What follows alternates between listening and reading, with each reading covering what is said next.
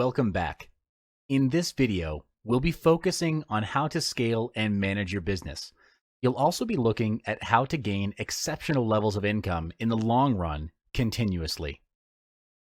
Excellent businesses have an edge which allows them to get ahead of the race. This advantage is called timing. Timing is the ability to select the precise moment for doing something for optimum effect. In this case, timing is the ability to gauge how much time you or your team need to get certain things done.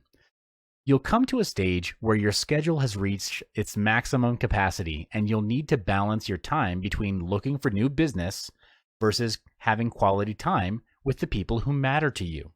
For example, if you have a new project which has a very set fixed deadline, how do you manage the allocation of work among your team? Do you simply delegate all of the work using a top-down method? Or do you take a really good look at the work required for the project and instead adjust the work needed and shave off things that don't need to be done? At this stage, you'll have gained some insights on how to generate new leads and manage existing clients. Instead of engaging in a one-man show, a better approach will be to set up a team to execute delivery while you focus on generating sales, marketing, and generating new leads, pitching, and networking. To do that, you need to be working on your business rather than in your business.